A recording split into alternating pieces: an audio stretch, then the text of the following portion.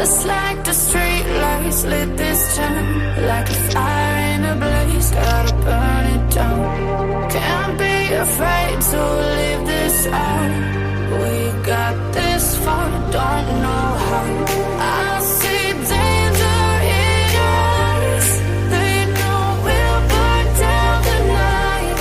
Coming just like the sunrise. You know that we gonna let it rain tonight. We gonna let it rain tonight. We gonna let it just like the sunrise. We gonna let it rain.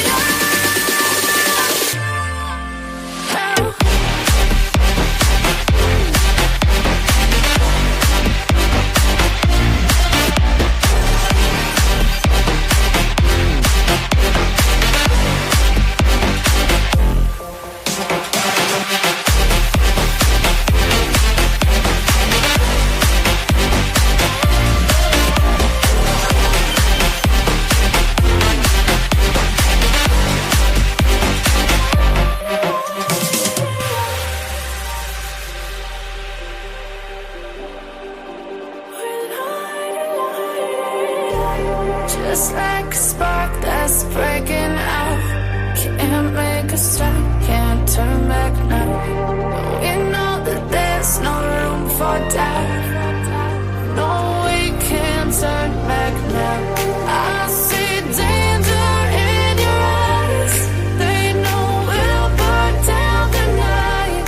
Coming just like the sunrise. You know that we gonna let it rain tonight. We gonna let it rain tonight. We gonna let it just like the sunrise. We gonna let it rain.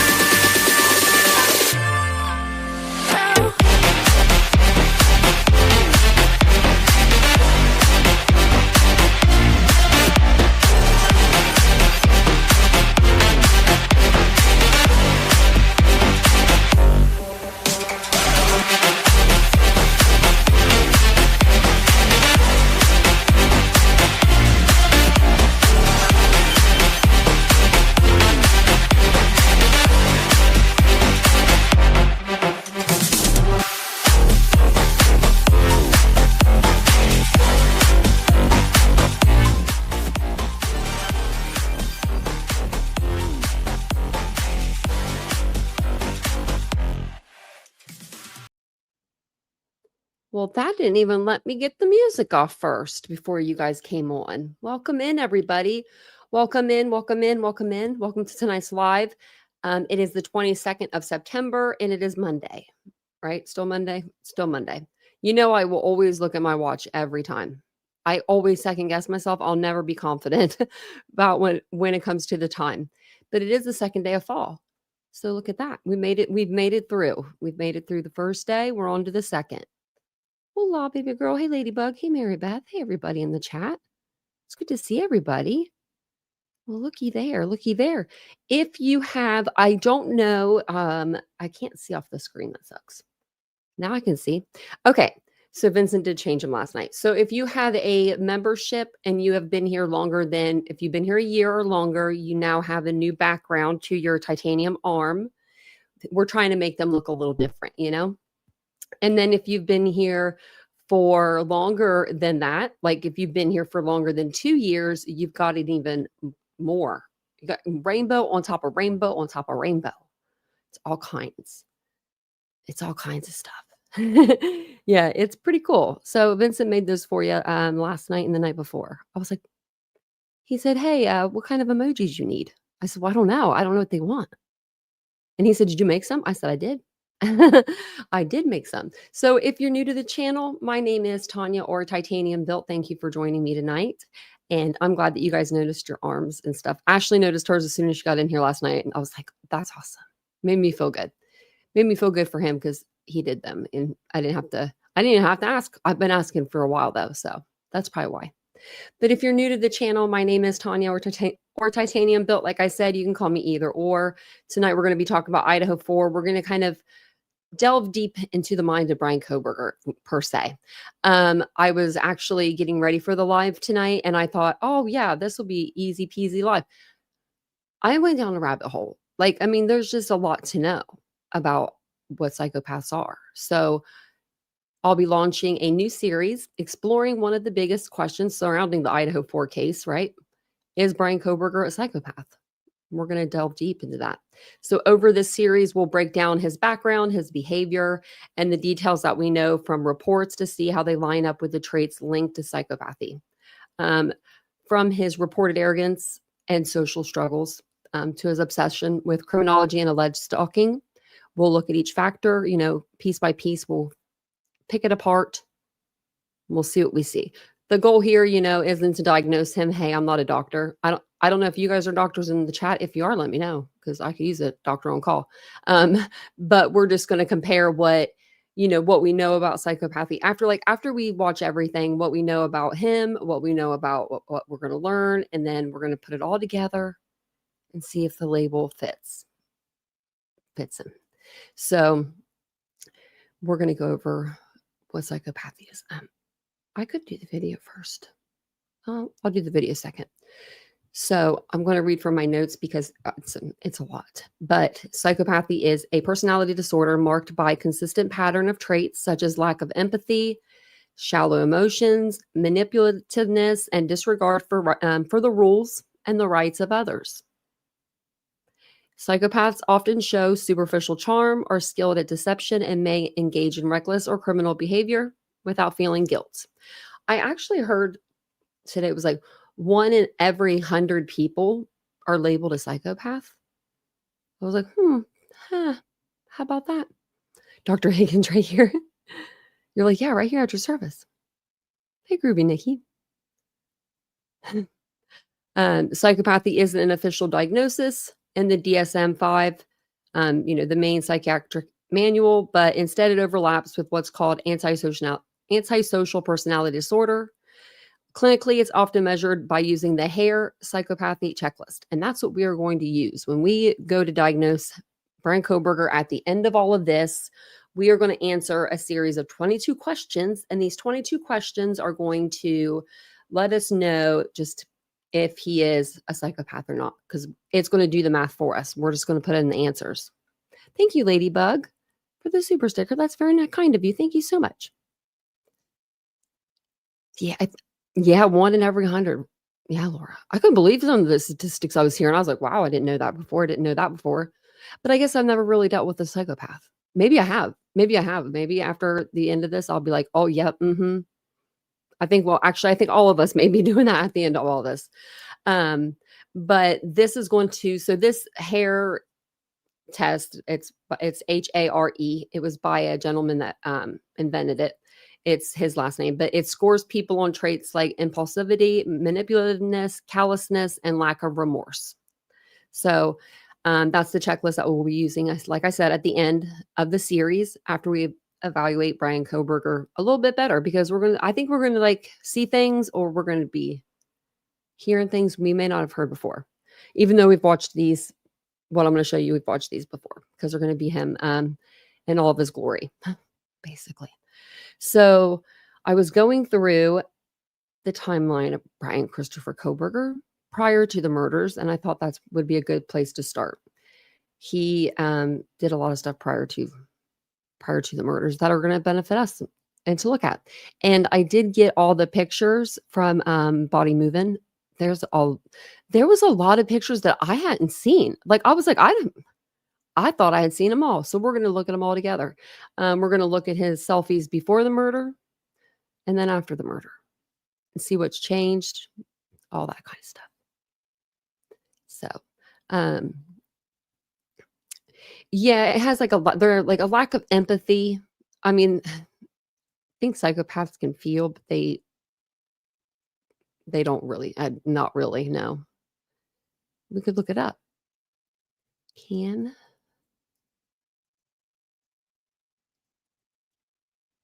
See, they can. They can experience emotions. However, they may experience them differently than non-psychopaths. Okay, let's see here. Because they typically exhibit a lack of empathy and remorse, which means they may not feel the emotional distress of others or guilt for their own actions. However, they can still experience other emotions such as anger, joy, fear, sadness, and excitement.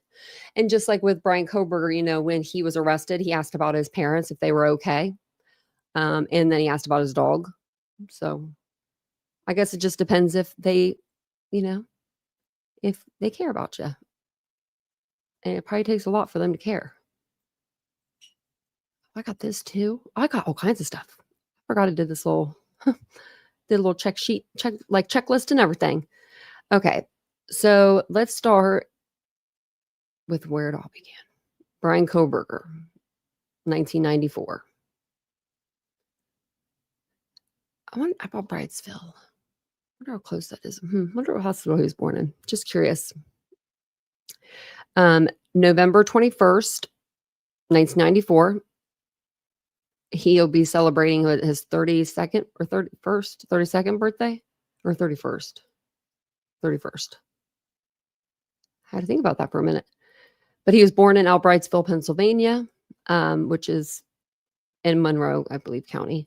And then 2013 to 2014, that's when Kohberger graduated. He graduated from Pleasant Valley High School in Broadheadsville, Pennsylvania. He briefly attended Monroe Career and Technical Institute in Bartonsville, but dropped out a year later in 2014. So he wasn't doing good. Remember at the school, they may even bring it up, but I don't think they do. He wasn't doing good in the school. He was, I was trying to think of something. He was doing something inappropriately with the female students or towards the female students in the school, is what we were kind of gathering from hearing the interview with the, what was it, like the guidance counselor? That wasn't her exact title, but it was something like that. She couldn't go into detail, of course, about what she knew, but she did say a little bit here and there. So, and in here it had, I want to see if I could find this. Like, it used to have in here his like tap and talk things. I was going to see if I could find it really quick.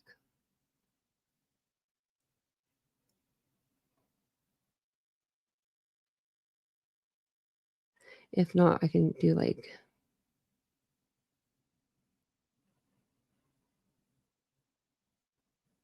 okay, we can at least get a timeline of it. It was on here before, and I'm like, why isn't it on there?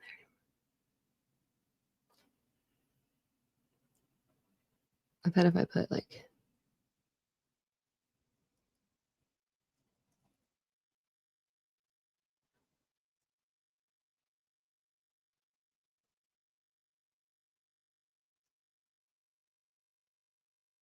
because I wanted the, we could always look it up though too.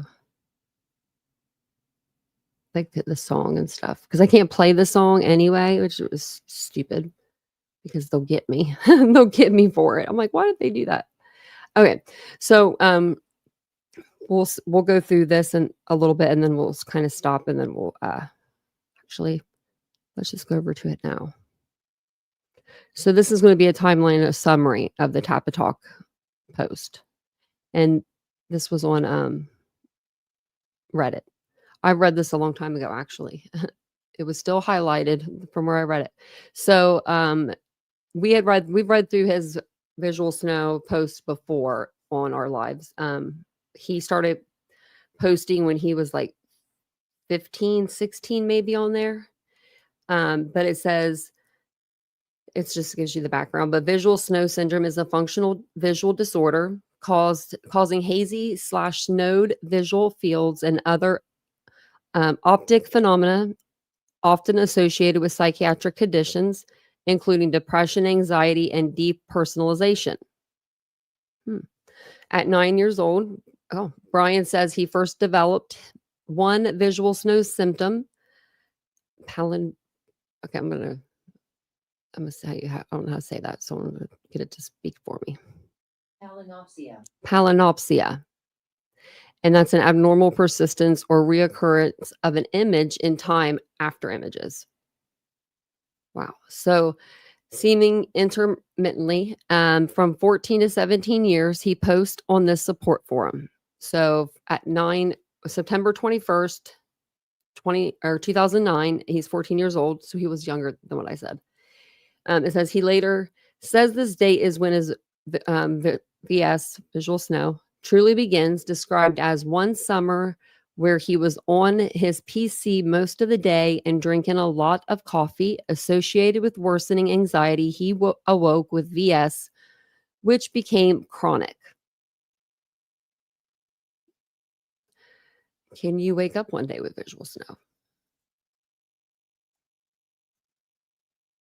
Like, this is how I get into rabbit holes. Okay, it says it is. Can be a sudden and debilitating condition. Like, what would cause you to wake? Okay.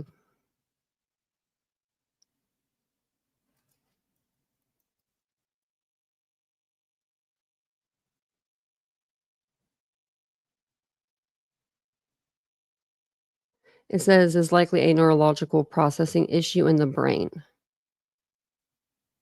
So it wouldn't be like drinking too much coffee and sitting in front of the computer all day, you know.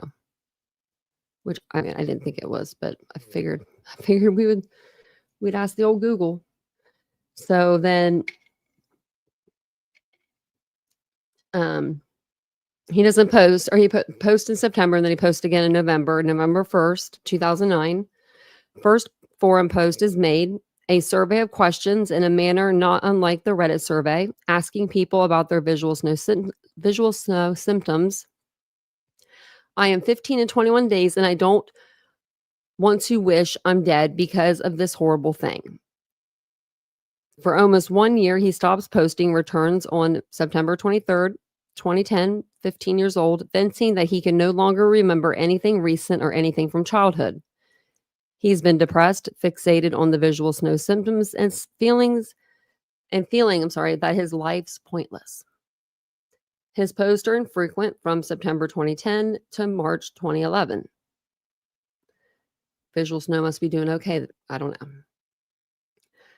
On 4/21/11, he explodes back into the scene with his fateful post, I know the cause/cure of visual snow, about his visual snow toxin/diet theory. Over time, he develops two main theories about visual snow that he repeatedly posts about. The first one being visual snow is an inflammatory vascular disease because he gets head throbbing sensations. And two, VS is caused exacerbated by ingested toxins. He became obsessive about diets as a treatment/cure. He latched onto the idea that toxins from any external ingestion, but fungus/candida especially caused these symptoms. His advocating diets would cause much community drama for him over time, with some forum users lambasting him as a salesman or shill. I'm just thinking of something. There's a deleted post he made threatening to leave the community, and I think this played into it. The post continued for years after his departure from the forum. 4/21/11.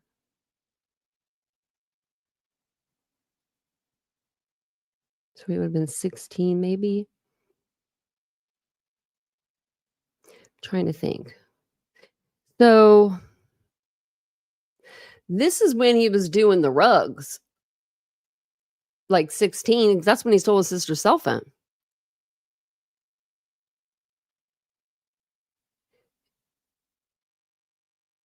Do you think that it could be because he's like on heroin, that he is like, he goes home and he's like paranoid or something, and he's writing about visual snow because he looked it up one night, like, what could be this? This is not like, but it was just the heroin.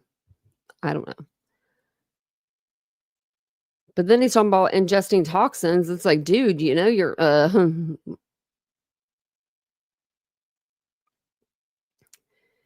it says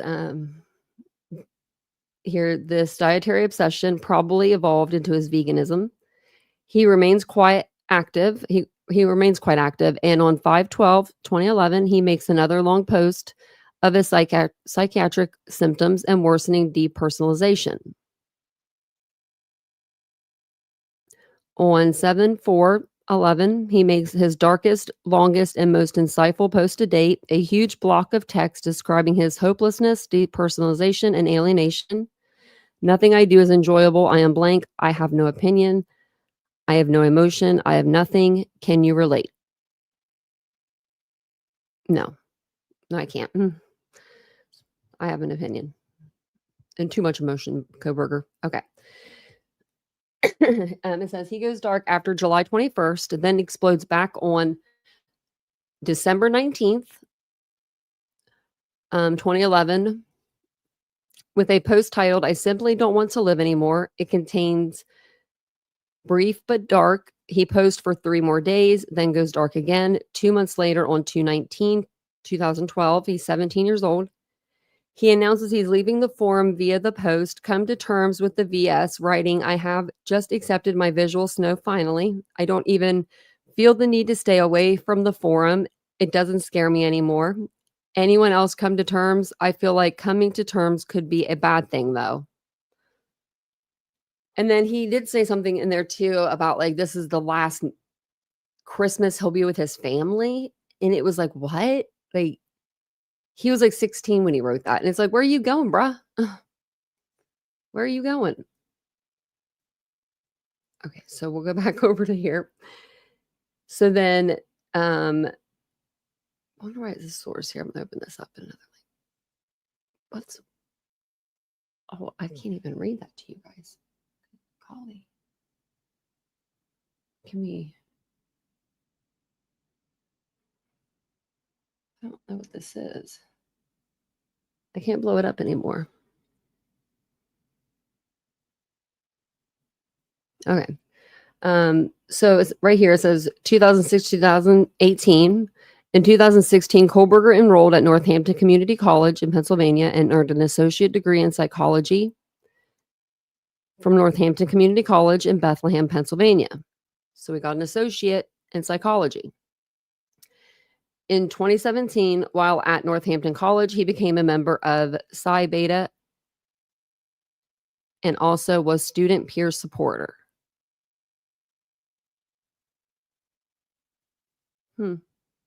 Student peer supporter? Kohberger? Wonder how he did in that position. I mean, I'm just curious. I'm curious. I would say probably not the greatest, but this is, it just says Northampton Community. Like, this is as much as I can get it to go in. I can't read this. Sorry. Like, I can, but I can't. Like, that's just too much for the one eye. But just says a graduated. Okay. And with his associates. Okay. So then 2018 to 2020, in 2018, he continued his studies at DeSales University, where he obtained a bachelor's degree in 2020. In 2018, he also participated, and it's in the Psi Beta research on the Hidden People Research Project.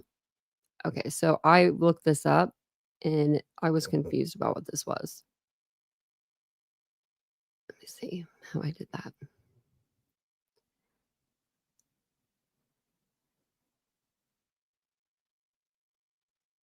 Hold on. Maybe it was just like this part.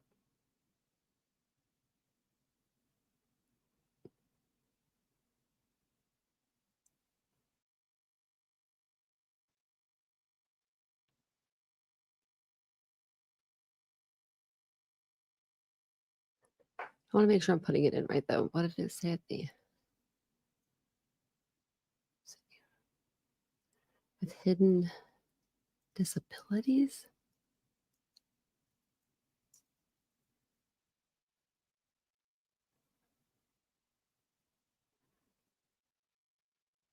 Not coming up.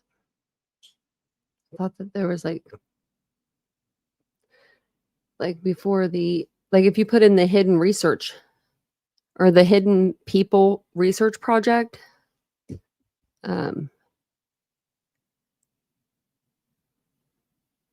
it's talking about like academic research into the folklore and its societal impact, as well as practical considerations in urban planning and construction.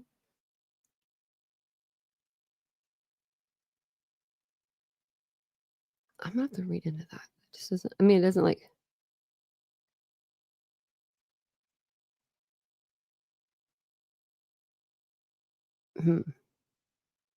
Okay, Kohberger, what were you doing there, bud? Actually, okay, there's nothing on that paper. I need like a extra desk or something. Sorry, I'm trying to find this paper. Okay. Groovy Nikki, me neither. My dog would come home with more problems. So then 2018, Kohberger works as a security guard at Pleasant Valley High School. You know, his mama got him that job, or dad, because his mom was the paraprofessional. Kohberger was hailed a hero by Pocono Record newspaper for his actions in helping a colleague suffering a medical emergency. So when that happened, basically, this other guy saved her. And when he was going to get like her inhaler or something that she needed, Kohberger, he said, sat like he was like, stay with her. And then when he came back, she was purple, turning purple. Like he wasn't helping her any, obviously. But the other guy helped her. So I was going to pull up the Pocono Record because I did find that newspaper article like way back when. And back then it was free to read, and now they want me to pay, and I will never unsubscribe from them. So I'm not even going there. So just believe me when I tell you that's the story, because that really is what happened. It was another gentleman that helped. And then he told him to like stay with the lady while he went to grab like maybe it was even a defibrillator. I don't know what it was. He probably did. Yeah. Heck yeah, Ashley. My dog already has probably PTSD. Just from the neighbors' dogs. Man, they'll always be barking at them. So then 2020 to 2022, he enrolled in his master program at DeSales. And then it says Pennsylvania source, and they have a source for that. Okay. And graduated with his master's degree in criminal justice in 2022. Okay, this one's easier to read. And then it just says here, local graduates who were conferred degrees this entire academic year. Al Brightsville, Bryan Kohberger, BS Psychology. Okay. And then this girl, Haley Haggerty.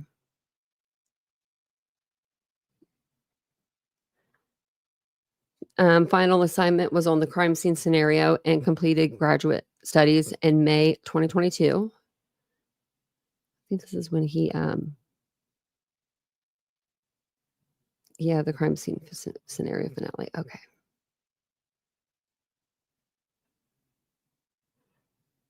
I feel like we should go through this. If we're going to do it, we should do it right. Because, I mean, all this stuff says something about him, you know? I got 2015 and I was like, I'm on the struggle bus. I have a thing I'm going to show you guys later, and it's like really small. You guys are going to be like, oh my goodness.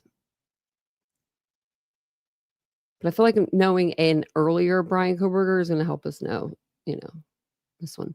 And then we'll read through this, and then we'll look at the photos of him, you know, prior. And then let me actually,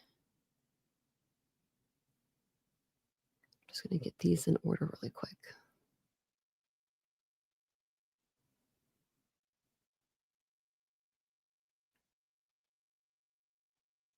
Yes.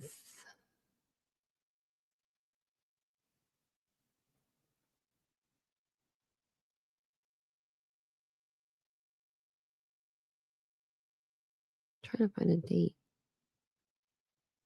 Okay, we'll figure that out in a minute.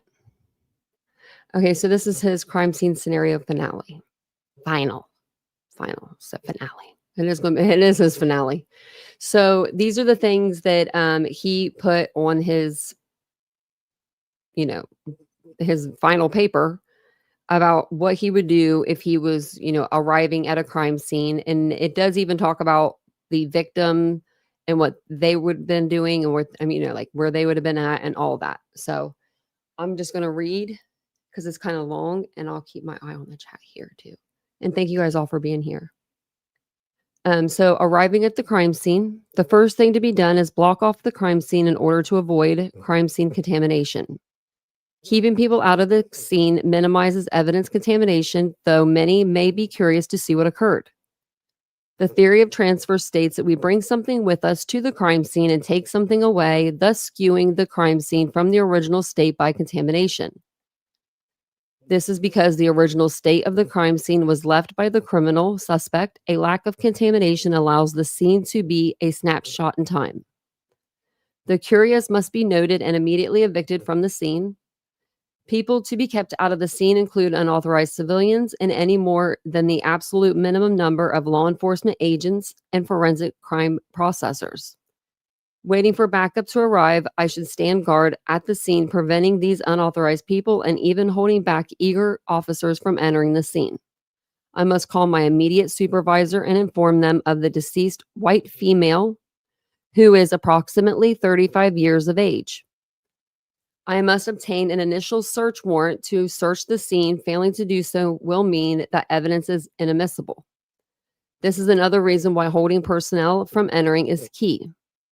The coroner must be called in order to pronounce the woman dead, and EMS should be called if they were not already called by the patrol officer 15 minutes earlier, as they would have provided emergency care if the woman showed signs of life. And we now know, they didn't perform any measures on Xana because she showed no signs of life. I'm just saying. This would have been important for many reasons. Her livelihood is one reason, but from the stance of a patrol officer or criminal investigator, she may have given a dying declaration of her attacker when informed of her impending death. Forensic services are next on the list to call, as they are best equipped to handle the evidence, process it, and ensure that there is not any contamination. Their van also contains the best equipment for forensic investigation. A cursory search of the immediate area should be done, and by any observations should be recorded in my field notes as to ensure the integrity of the preliminary case report. Officers who are not needed at the residence should ensure that the general area is searched and anything that stands out as well. This includes the area of the trailer park, which contains 62 trailers. So this lady lived in a trailer park with 62 trailers. If there is anyone in the trailer, they should be moved out and questioned. Does she have kids? I should gather the following information in my notes as the investigation commences, which will later be included in my preliminary case report when the details of the case culminate. The offense, the time of day, the date and approximate time of the offense, if known. Identification of the victim, the location of the offense, the method of operation, if known, and the identification of the officer. Since the offender was not there, I would be unable to record this information initially, and the specifics of the crime won't be known until confirmed by the crime lab. Getting the approximate time is important and can be indicted by rigor mortis, which sets in about 12 hours, or putrefaction about 10 to 20 days. All this information will aid me as I attempt to reconstruct the scene of the crime based on the evidence, location, in relation to its former known position. What equipment I will have on hand for the investigation. To be prepared for the crime scene investigation, I must ensure I have a crime toolkit containing the following: a 35mm camera or digital camera capable of videotaping with an adequate supply of film and power, a portable lighting system to ensure quality photos and that I do not miss or step over any evidence, assorted steel tape measures that can reach at least 25 feet, a ruler or other measurement marking devices, latent fingerprinting equipment, gloves to protect the scene from contamination. This will enable that I avoid leaving my latent fingerprints. Forceps and small tweezers and a pair of scissors, a small saw to take evidence, for example, drywall, filter paper or small swabs for liquid evidence or trace evidence, various evidence containers for liquid and solid evidence, paper envelopes for physical evidence, evidence tape to seal off the evidence containers, casting material to make molds of possible footprints around the perimeter with a rubber container for the mixture, A magnifying device should be kept. Crime scene tape for the scene, protective clothing, boot covers, eyewear, fiber-free overalls, face mask, hair nets, gowns, and anything that will prevent me from contaminating the scene with things I bring in with me. Okay. A light blue or a blue light with yellow glasses, which makes small trace evidence more visible, can be used to ensure that a photo is taken of all evidence. There could be a very small amount of blood somewhere which wouldn't have been sampled, documented, or photographed otherwise. Entering the home for crime scene documentation and initial photography and videography. I may enter upon judicial approval of the search warrant and should do so with the minimal number of personnel. Having too many personnel evident in the photography may put the integrity of the evidence into question and taint the scene.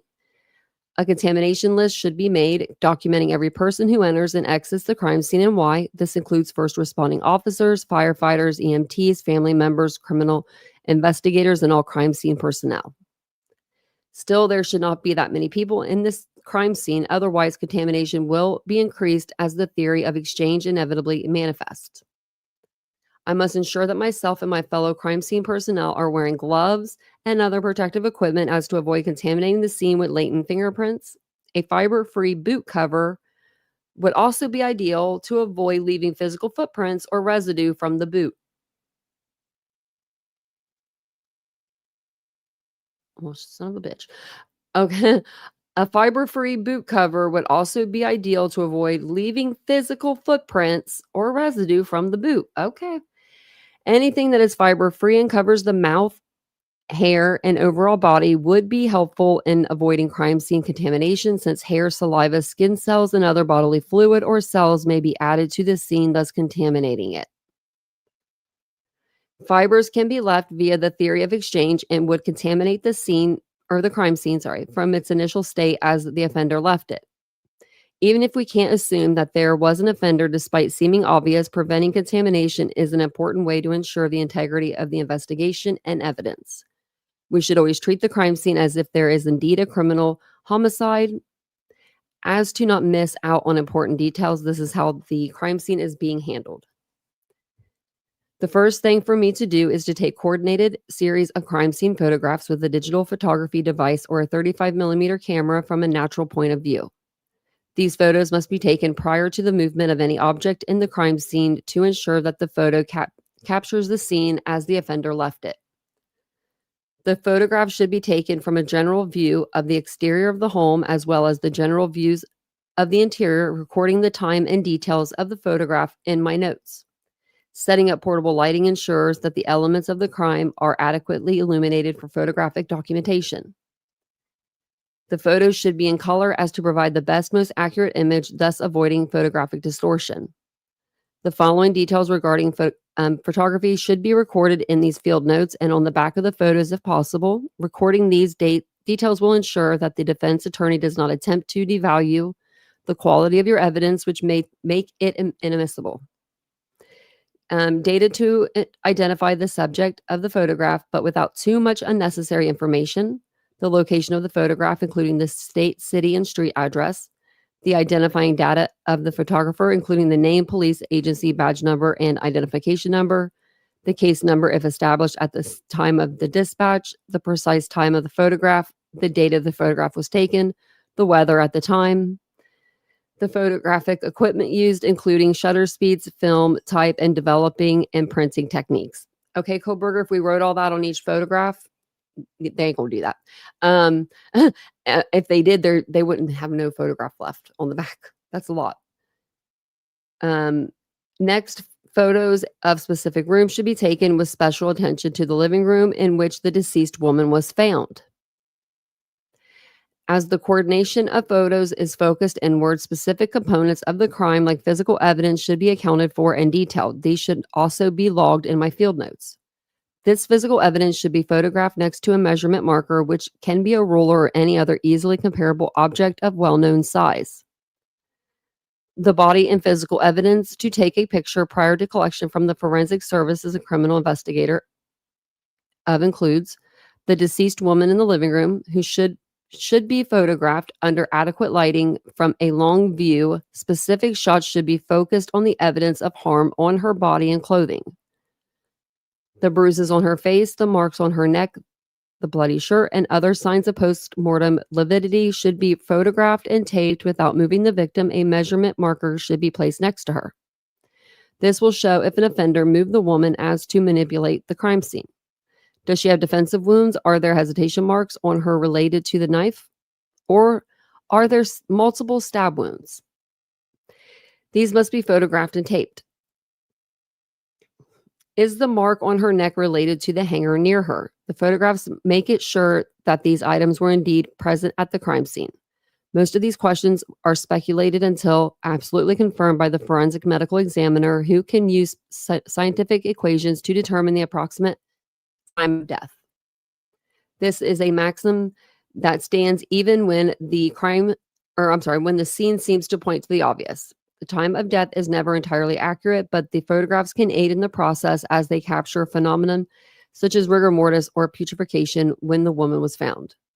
The knife should be photographed under adequate light, and a marker should be placed next to the knife to give the best photographic representation of the evidence. I guess they left the knife at this crime scene. The mishap coat hanger should be photographed under adequate light, and a measurement marker should be placed next to the evidence.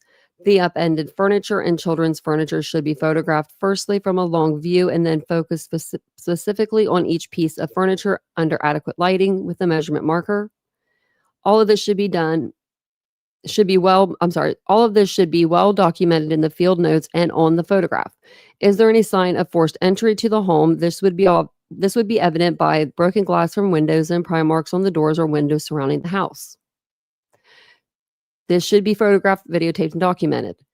If there is not forced entry, it may be suggested that the woman knew her killer. A video camera will be used as well to go over the evidence which was photographed. Documentation of the video evidence should be filled out and recorded in the field notes. So then we have the crime scene sketch. The crime scene sketch occurs after the scene was initially searched, photographed, and videotaped. The sketch is of great value in criminal court. The sketch should first be done in pencil to ensure that the sketch accurately portrays evidence and measurements pertaining to the crime scene. The final version will be done in non-perishable ink via pen. The physical evidence of the crime scene, which includes but is not limited to the knife, misshapen coat hanger, furniture, as well as any other biological evidence like bodily material or fluid, should be drawn out in accurately measured proportions from each other and permanent objects in the crime scene sketch. The final search and confirmation by the forensic processing unit and investigator will determine whether this was all the physical evidence at the scene. New evidence can be added to this crime scene sketch when new measurements are taken. The distance from permanent fixtures should be accurately recorded and depicted. The crime scene sketch should be measured by the criminal investigator and accurately display the proportions of the physical evidence. Any inaccurate portrayal of the location of evidence can influence the jury perception of the guilt or innocence of the suspect. I wonder what he thought then when they were talking about the bringing in the 3D house that wasn't up to scale. That probably irked him. While you do need to be an artist, the responsibility of sketching should be taken with accuracy and a goal for a clear portrayal in mind. Though I can assign another officer to sketch it, I have decided to take this task on. Well, go you, as this fake cop. A 25-foot steel measuring tape should be used to record these exact and accurately recorded measurements of the physical evidence and permanent objects in the house. Too much detail shouldn't be included in the sketch as to avoid confusion. Movable items unrelated to the crime scene convey details irrelevant to the crime and will be avoided. Extraneous detail, including movable furniture, may cause issues if jurors recognize that items in the house were moved after the fact. This would be equivalent to crime scene contamination and may render evidence inadmissible. The living room should be sketched out with the deceased woman being drawn in proportion to the knife, coat hanger, upended furniture, and children's furniture. Walls and permanent objects in the house, other rooms that are relevant, should be included in the sketch. I have decided to use the rectangular coordination method, with two right angles being outlined in proportion to the physical evidence and permanent fixtures centering around the living room. A projection can be used to document biological/trace evidence, like blood stains or other physical evidence that imprinted on the walls. Bullet holes would be something that should be ruled out, and if bullet holes are present, they should be documented on the 3D exploded sketch before the drywall is removed via saw. Though it appears obvious that a knife was used in this crime, we do not know this for sure, and should make sure to document everything and look for less apparent evidence. Even if there was an item introduced to the scene by an offender to throw off investigators, it is not the job of the criminal investigator processing the crime scene to jump to conclusions. The crime lab will be able to decipher with scientific certainty what is and is not an original element of the crime. Staging is common. For example, the offender may have taken items from the house to make it look like a burglary turned robbery, which went wrong. The official crime preliminary report should include the accurate sketch with the following details included: the name of the investigator and identifying badge number, a detailed location of the scene such as the city, state, and street address. The living room should be noted as the center of the sketch, the date and exact time the sketch was first drawn in pencil, the evidence listing/key, which shows evidence as it corresponds to a letter or mark indicated in said key, the case number of the investigation, a compass arrow to give direction. The scale of the sketch should be included, or the words "not drawn to scale. I am choosing to draw it to scale where 1/4 inch equals 1 foot." What a go-getter. The computer-aided design program, which uses laser lights and takes up to 25,000 measurements per second in 3D, may be utilized if available for the scale of the scene if most accurate. I would request the CAD if available, for it gives the best portrayal of this serious crime, allowing for an accurate point of view and zooming of particular elements of the crime scene. The more comprehensive crime scene search using the strip search method. Okay.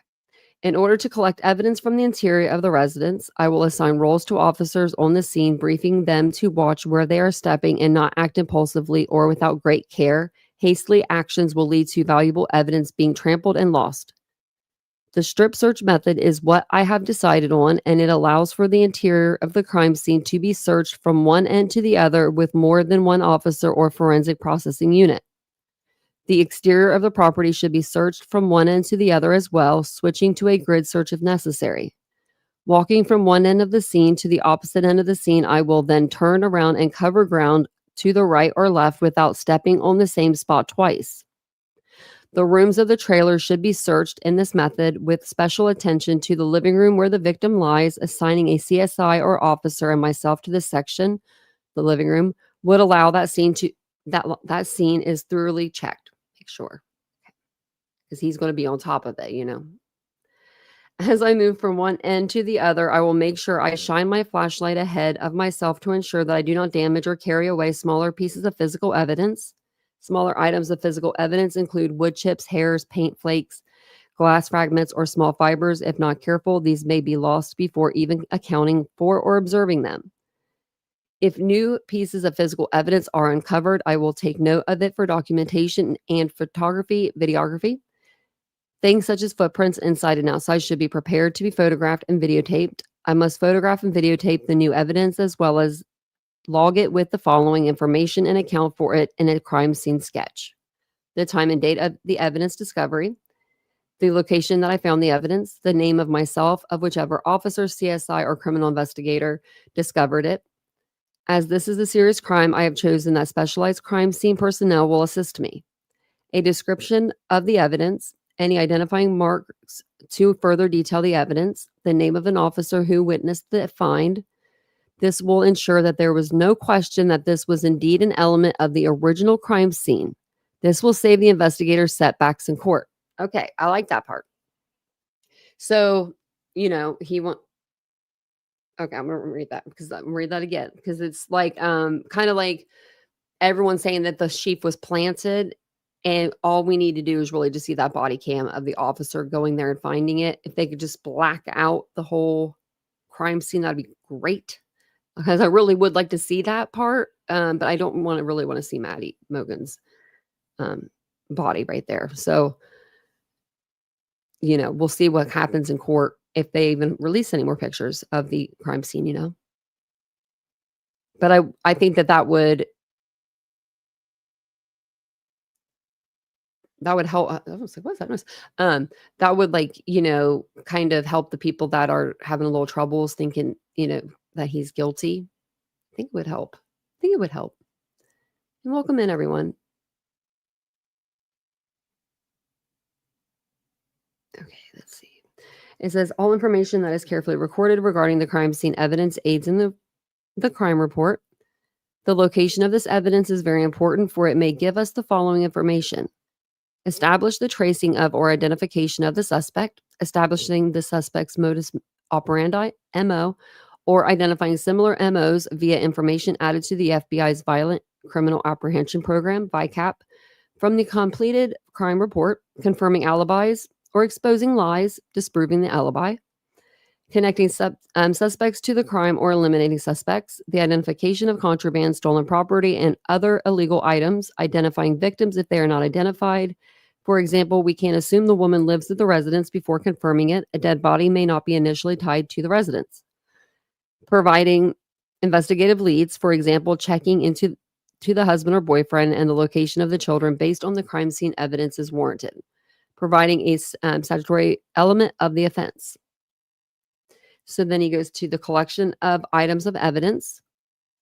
And it says, like the crime scene photography, larger items of physical evidence are taken first. This includes the disheveled furniture and children's furniture, cell phone and computer, if there, the knife and coat hanger.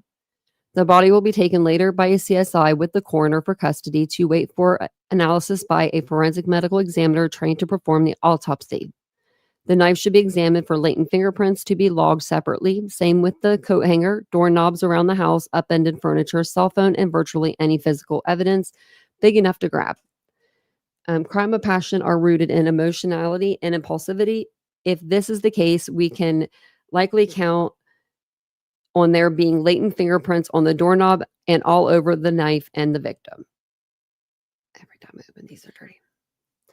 Smaller items of biological or trace evidence, such as hair and fiber from clothing, must be collected using metal forceps or tweezers as to avoid damaging this delicate evidence, which may hold significant value in the criminal investigation.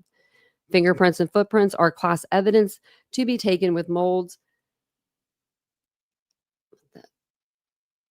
I don't even know what that is on there. Sorry. Where are we at? With fingerprinting kit, fingerprints should be entered into AFIS. I should use a swab where applicable to collect fluids or skin cells which contain DNA. The shirt likely contains not only the blood of the woman, but the blood of the possible offender.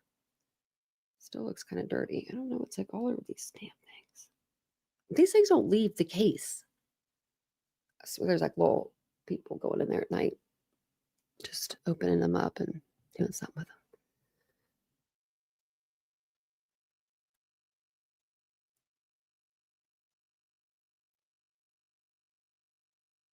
Okay.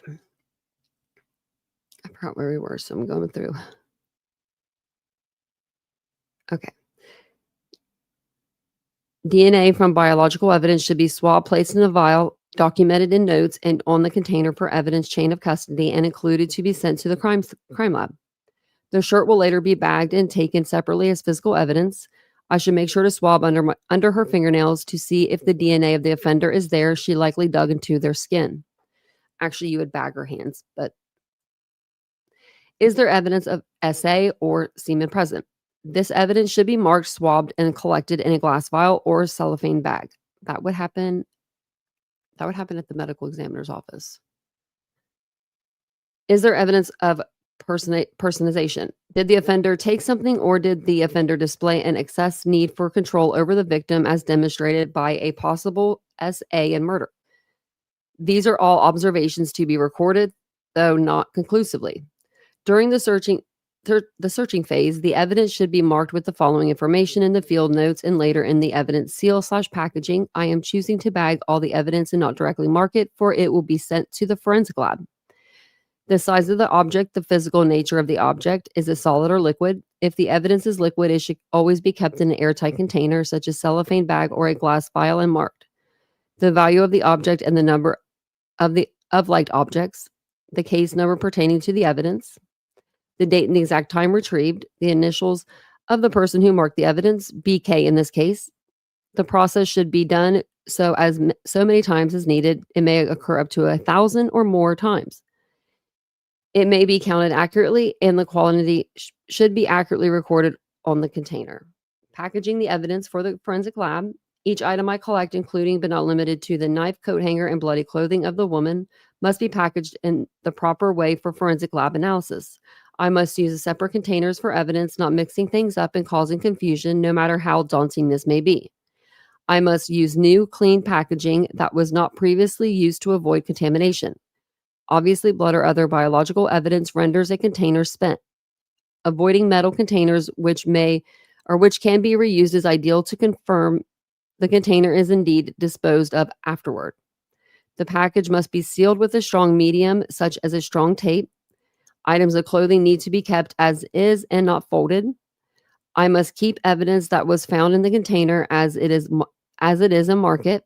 I must include a letter of transmittal to state what type of analysis must be done. For example, wound analysis, DNA or fingerprinting, even ballistics. Again, I must account for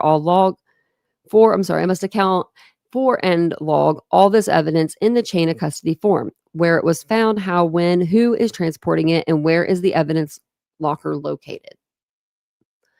Okay, the woman must be removed by a certified professional and sealed, taken into custody by the coroner, and sent to the forensic medical examiner for forensic autopsy. This must all be logged in the field notes and initial crime report before compiled into the closing report.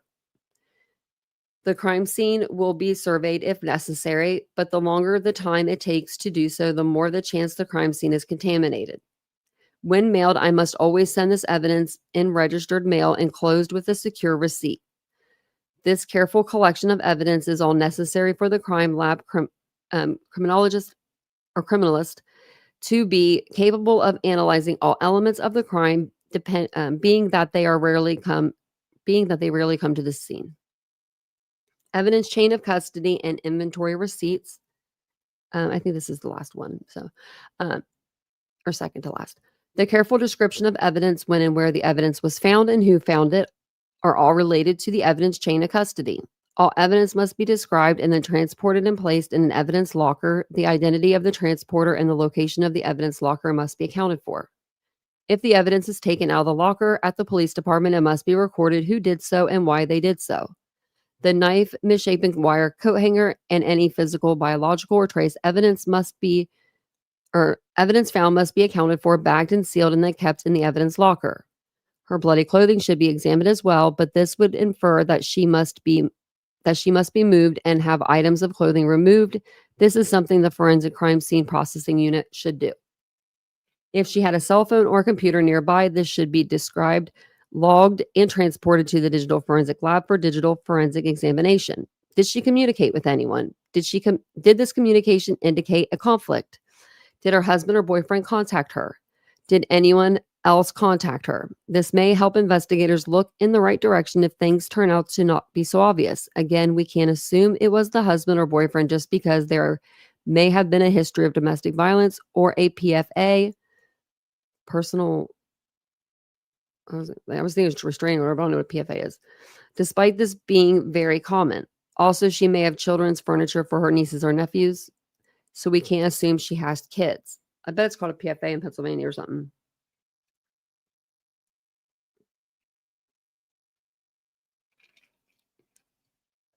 Sorry, I was thirsty. When moved, all items will have inventory receipts which document the movement for the chain of custody form. Okay. I already read that. All of this is for the accountability, integrity of the evidence, and thus the proper outcome of the criminal investigation. Failing to do so leads to injustice. There can be a very clear link between victim and offender, but if it is not accounted for via chain of custody, then it will be inadmissible. So, outreach to other agencies and immediate elements of the investigation. A lot of these inquiries would occur concurrently with the crime scene investigation. Does she have kids? The county records office should give us that information. If so, the welfare of the children should be ensured. We are aware that there are disheveled items of children's furniture around, but where are the kids? Calls to be made to all family members of the deceased would help narrow down locations. Call to the clerk of court's office to see if there is a PFA out on the husband or boyfriend should be made. That must be what it means. Protection from abuse order. Thank you. I was like, what the hell is that? I knew it was like a protection order, but I was like, I wonder if they call it that in Pennsylvania or if they call it that in Washington. Is baby girl in here? That baby girl, do you know? Because I'm thinking that's a Pennsylvania thing, PFA. I ain't never heard that day in my life. I mean, I feel like I have, but I haven't. Like, yeah.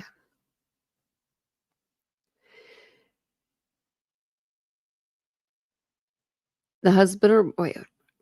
Okay, so the husband or boyfriend of the deceased woman should be contacted to establish an alibi. He needs to be immediately located and questioned. The kids should be located as soon as possible, and an Amber Alert should be set if they are not accounted for. Does their father even have rights to see the kids under normal circumstances, and did he take them? That's not okay. You'd have to have a vehicle to do like the Amber Alert. I guess they put the fathers, but neighbors should be questioned to see if the father was around or if any suspicious person was present. Anyone who normally passes by the scene, such as a mailman, should be questioned and an alibi established. Where were the neighbors when this happened? Their alibi should be evident and supported. The neighbors? Did they notice anything unusual? Maybe the father was seen with the kids leaving the scene. This can be important evidence if the father's not responding and the kids are not located. The Amber Alert can be set based on the vehicle plate numbers and description of the father if applicable. Eyewitnesses and surveillance footage in the trailer park surrounding areas, drugstore which oversees the trailer, or nearby gas station can give us information on this crime. Surveillance footage is circumstantial evidence but may lead investigators in the right direction into the apprehension of a suspect. If we can't gather conclusive information by the end of the investigation, the FBI's Violent Criminal Apprehension Program, VICAP, can help. VICAP may be utilized if this case happens to be unrelated to a domestic dispute. This may be the work of a serial killer, though it is highly unlikely. Still, we are only looking at the facts of the investigation rather than conjecture, and we can only say for sure once the suspect is apprehended and the evidence is strong enough to say what happened with scientific certainty. So then we're on the last page, but the compilation of evidence is the preliminary report, progress report, closure report, and prosecution report. So it says, my notes enable that I wrote a thorough and accurate preliminary case report, which contains all the facts of the case. I will need to update it with a progress report as we track down suspects and eventually create the closing and prosecution reports, which will be used in court if we get evidence of a specific person who committed the specific crime. The closing report will be the culmination of all the facts after investigation and lab analysis, which lead to the most accurate reconstruction of the scene possible. The steps that I have listed will ensure that the prosecution report and closing report reflect a proper investigative procedure with full admissibility of evidence into court. All the notifications were made and all the evidence chain of custody and investigative procedure ensured the integrity and accuracy of the evidence of the crime scene. With thorough documentation, it is unlikely that the defense will be able to discredit the investigation and render evidence inadmissible. This clear information will allow the jury to deliberate based on all the evidence. Finally, adding this information to the FBI's National Incident-Based Report System will allow the FBI's Uniform Crime Report to give a summative information of all applicable crimes to help police officers, criminologists, and criminal investigators understand the social trends of crime, thus aiding future cases. Okay. Got that from the Wayback Machine. We had to go way back, I guess. Oh, that's the same thing. Okay. So now we're going to go back to here. And then we're on 2021. So he left Pleasant Valley High School. 2022, January 10th, Bryan Kohberger purchased a black balaclava from Dick's Sporting Goods.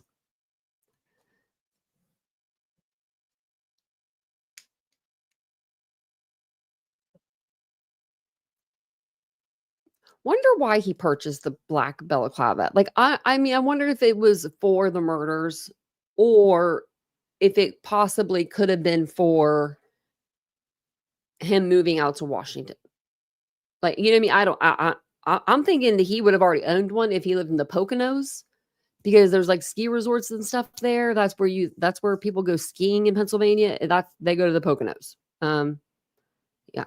So I would think that he would have already owned one, right? Like had one. Maybe I don't know. I'm not going to give him any benefit of the doubt because obviously he's guilty. But I'm just saying, I wonder why he got it I wonder why he got it in January.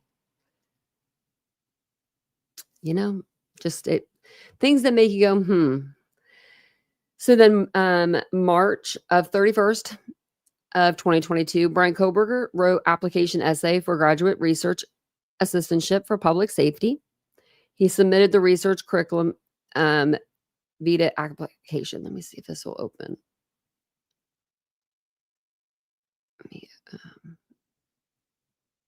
Okay, yep, that didn't open. Okay, so I don't know if this will either. No. Okay, so then April 2022, that's when Chief Jenkins conducted Zoom interviews with Bryan Kohberger and other candidates for the police internship. Kohberger, then 27, wrote in his application that he had an interest in assisting Royal Law Enforcement agencies with how to better collect and analyze technological data in public safety operations. The chief said whoever got the job would need to be able to get police officers to open up and talk about their work. Kohberger's demeanor ruled him out from getting this position. I just felt that he would have a difficult time developing that trust with my staff. Yeah, ain't nobody want to talk to him. He seemed a little bit awkward in talking. He wasn't very conversational, and I just thought he would not be a good fit and would have difficulty working with my staff. Hey, MAGA. Oh, maybe, Ashley. Yeah, could have. I mean, if he was going around his own neighborhood, I wonder if he was. Like, those houses are so set up, like, far back and apart, We know he was going in his friend's dad's house, stealing his coin collection and stuff. I mean, that's just craziness. I mean, that takes balls. That just does. I mean, that takes, I guess, somebody that doesn't care if they get caught. Put that on check mark, check it off the list. So then June 2022, Kohberger moved to Pullman. And July 2022, he lives in Steptoe Apartments, through graduate student housing. In August, that's when so June he gets there. In August, he begins his first semester as a PhD student. He took classes and worked as a teaching assistant. We all know that. And then August 21st, so I don't know when they first started class, but they started in August. Was his first recorded trip to the area at 10:34 p.m. to 11:35 p.m. Kohberger's phone 8458 utilized cellular resources, providing coverage to the King Road residents. And then, okay, so that tells me here. So we'll watch this next.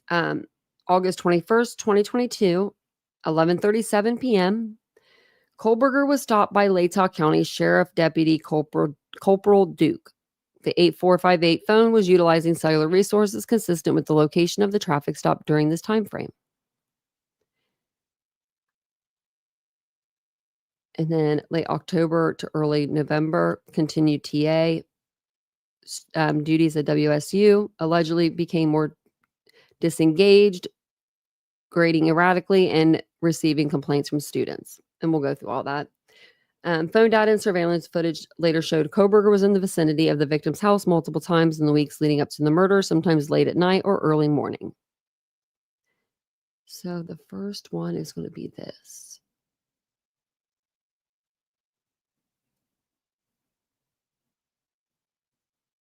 I was like, what? I saw something, but it was from 3 years ago. Okay, so this is going to be the first time that he was stopped in the old Idaho, right? I'm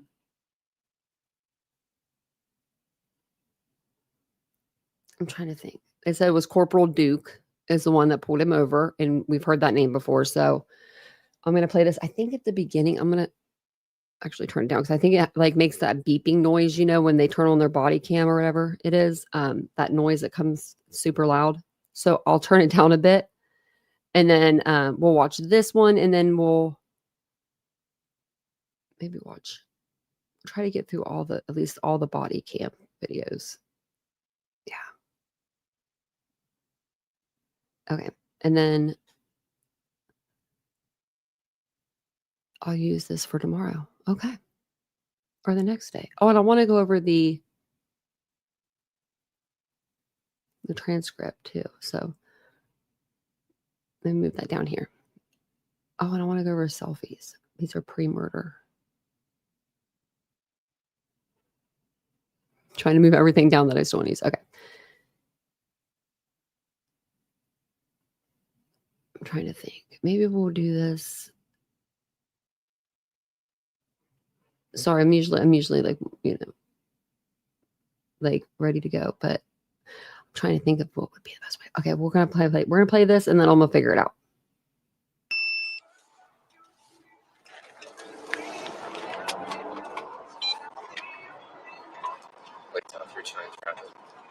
What's he listening to? Right.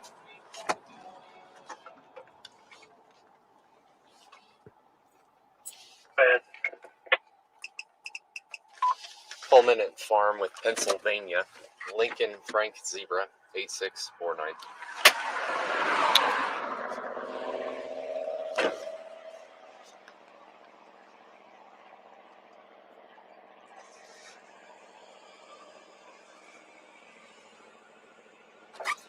Hey there. I stopped you going a little fast. You didn't realize this is 35? Oh, it's 35? It is. Yeah, so you go. About 41. Yeah, 43 is what the radar said. Sure. Oh, yeah. Do you have your license, the registration, insurance?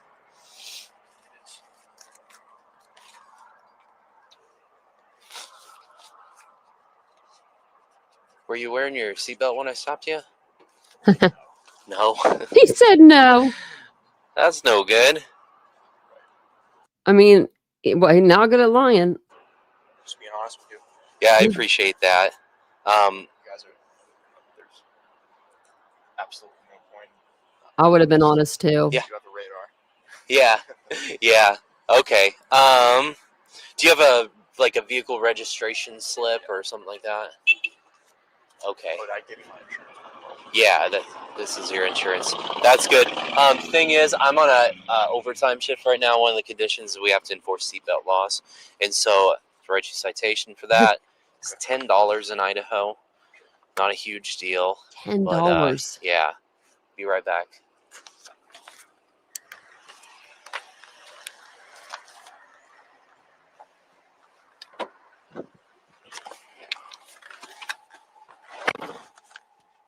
I don't think we really have to watch that part of it. I don't think this says anything. I think he just sits in his car and then he gets back out and gives him the ticket. We'll speed this part up. So if you're wondering why it's going so fast, that's why. Oops. What?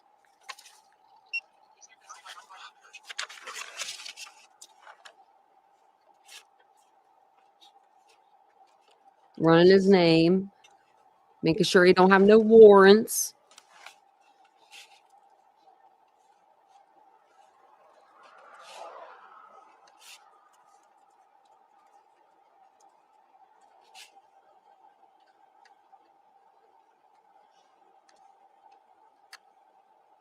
Man, he does sit in this car for a minute.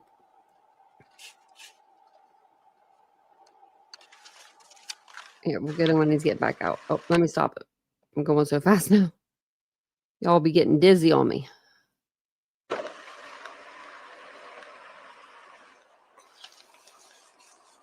All right, sir. Here's your license back. It's here. Just infraction citation. The only thing you're alleging failure to wear your seatbelt on the traffic stop. They said the fine at that's $10. You do have the right to a hearing on this if you'd like one. If you'd like hearing, you need to request it before September 8th at 8:30. Otherwise, they'll automatically be entered against you. You'll lose the right to the hearing. You just wanted to pay it. The mailing address there, website right there. Yeah, I just have a question about that. So, I wonder how many $10, how many of these little tickets they give out, you know? Because who's going to go to court and fight it? Everybody's just going to pay the $10. I mean, unless you're me and I was wearing it. But he straight says right on the body cam, I wasn't wearing it. in terms of like, when you get a speeding ticket, that's obviously reported to your insurance. Is that the same thing with the seatbelt? I don't think so. I think it's only moving violations that go to insurance, or things that might put points on your license. Yeah, But I'm not 100% sure. You get like 12 points, right? He's probably working with like 10 on his license right now. And he's probably like, oh God, is the seatbelt going to put me over? Okay. I don't know, Tracy. He might Can I have. get a phone number from you? I doubt it, though. He probably just sent the $10 in. I would have. It looks like he has little vent things in his car that make the car smell good. Yeah, why? We need to put it on the citation as it goes to the court.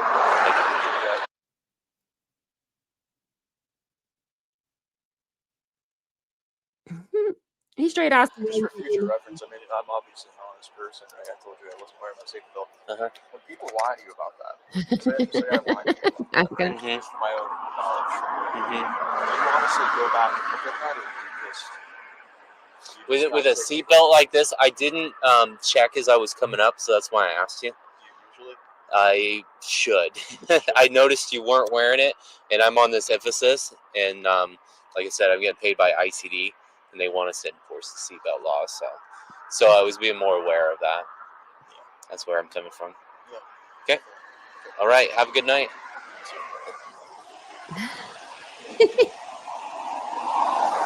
Kohberger's feeling salty. He's like, man, I just told on myself. And then the cop didn't let me not have a ticket. This is what he's thinking. Okay. This is what Kohberger is thinking. This is what he's thinking. He's probably thinking, you asshole. I told you I wasn't wearing my seatbelt. You shouldn't have gave me a ticket for that because I told you. I was being truthful. You know it. And you know he called mother right after this. Whatever time this is at night, 11 o'clock at night, 11:30 or whatever, their time. So it's like 2 in the morning, 2:30 in the morning, you know, Pennsylvania time.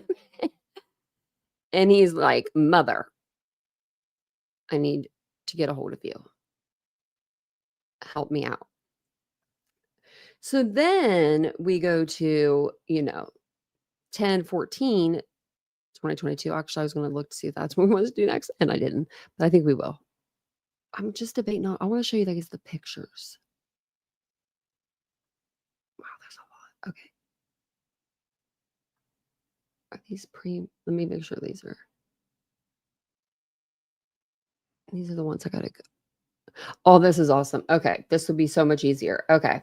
I thought I had to go through the other ones. I have to go through individually, but those ones aren't near as many as these ones are. So we'll go through the pictures. Now these are going to be pre-murder. So from when he moved to, from June until October, November. And let me know if you guys have seen all of these. Let me know, if you see one, you're like, I haven't seen that one before. Let me know in the chat because there was a lot of these that I have not seen before, including this one right here. He looks kind of don't. Like, look at his like eyes. Like, doesn't, I don't know.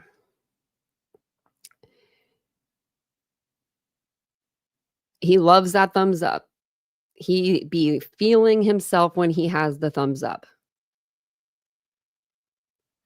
This one, he's just trying to get a great shot, which I can't lie. That's a beautiful shot in the background. I'm not talking about him. I'm talking about the background. Like, I would never think Washington. I don't know why. That's what it looks like out in Washington. It's beautiful. Now, this picture, I did not believe that this was real. I thought this was like AI generated from somebody until Body was on here the other night. And I was like, no freaking way. He's got his water bottles in there. He'd be drinking a lot of water that day. Trying to fit into them pants, I guess. Oh, wait, is this the same outfit? It is. Looks like he went to the baseball game afterwards. Probably taking a picture for Mother. Is that what that is, Mount Rainier? Well, Vince is from California. We're going to take a ride up to Washington someday because, I just like scratched my face and that didn't feel good. But yeah, it looks beautiful. Looks kind of scary though. Those are mountains. Well, I thought we had mountains in Ohio. We have hills. So he must be like, it looks like he's like where you would stand if you're going to go up, like up the stairs. Doesn't it? Like that's like the little stage, like the girls will come out and they'll like, like the younger kids will come out and they'll like do like little dances and stuff on it. Sorry, this is really gross. But like, hold on, I can turn on my camera. I'm having like this burn on my face is like doing something funky. I just got to make sure it's not like bleeding or anything. Sorry, guys. Oh, wow.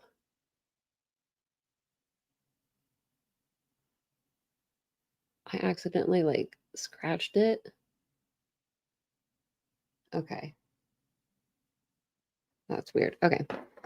We're good now. I just was making sure that I wasn't like bleeding all over the place. That wouldn't be good. Oh, the hobo inn? Yeah. Okay, I will. Man, this is still bothering me. I feel like it's gonna like bleed if I keep picking at it. I shouldn't be doing that. Okay.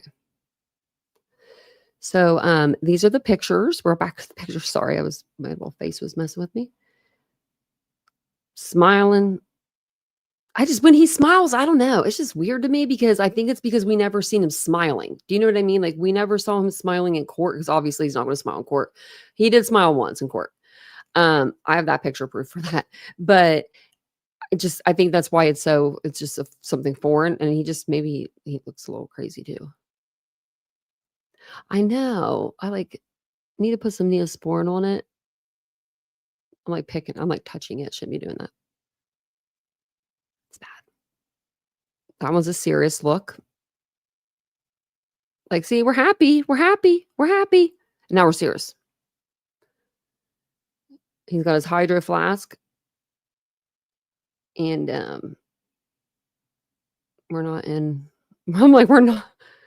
we ain't in the state of Washington anymore. Now we're back. Look at that mountain.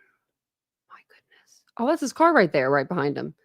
So he just got out of the car, took a picture with the mountain behind him. Okay. That's beautiful. Like behind him, not him. I'm talking about the scenery. I'm telling you, that looks like one of them drawings look, Bob Ross. One of Bob Ross's drawings. I would never place this in Washington. I need to go. Here. This is incredible. Like not him. Got to move him out of the way. But like, it is. It's nice. And look, he's even up there with the snow and he's just still giving that thumbs up. Thumbs up. Another thumbs up. Smiling. Not smiling. Ooh, I have been up in the hills like that, like the mountains though, where they're like you're above the clouds. But that was in North Carolina. See, I don't know. they said that he had a lot of cameras or like a lot of pictures in his camera that he wasn't doing anything with. These almost look like dating profile pictures or something. I wonder if we can find his old Tinder account. Do you think that's still up? Can you imagine if it is? No, someone would have already found it by now. They would have already swiped so many times they would have come across this face, you know?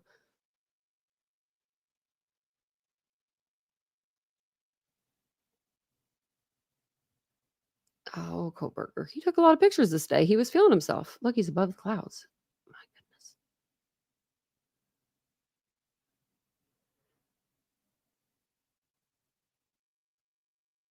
Is the sun going down? Looks like it almost. Very serious look. Okay, and then notice. Oh my God.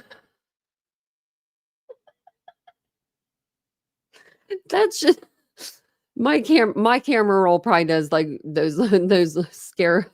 They'll probably scare you to death too. But look at this. He's got this serious, creepy look on his face. And then you go to the next one. It's even creepier when he smiles. I just don't even smile. What's this? Site of the something. I bet one of you guys will know. True crime lullabies.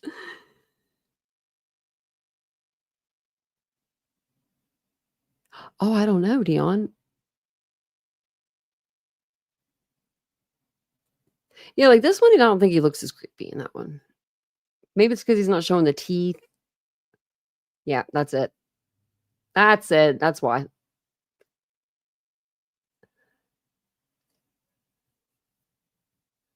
Where's this at? He's like at an inn somewhere. Like this looks like a, like the wood around him. It looks like it's like a cabin type feel.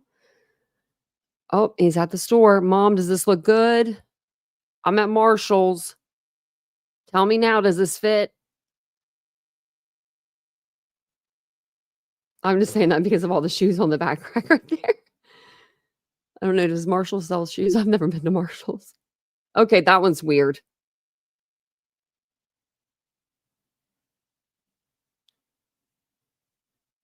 Is he sweating? I don't even want to know. I don't want to know. I don't want to know. Ted Bundy, so the test that we're going to do, I think you can get up to 40 points on this test, and he scored a 38. He's like the highest person to score on this test, like the highest score. Like, oh, that's crazy. Kohberger on some sort of site trying to get recognized as being a real person. I'm a real boy. I'm a real boy, Mom. See? I mean, this is August 17th. He's already bored with life. He's been there a month and a half or whatever. At this point, he's like, I thought I was going to be a lot better than this. But nope, I'm still taking pictures of myself in the bathroom. This is pre-murders too.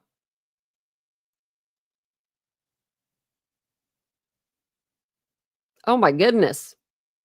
Why are we looking that why are we looking that close to his ear? And his head. Someone whacked you a couple times or you fell as a kid. I think he's trying to get pictures of these scars.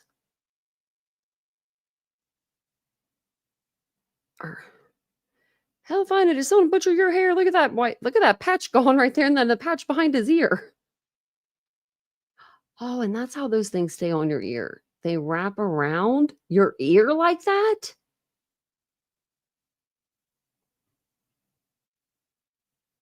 That's weird. That's weird to me. Like these, like I didn't know that they wrapped around but that looked like an elastic band. Oh, that's how it is, like that. Okay, it looked like more of an elastic band on the last one. Okay. Oh.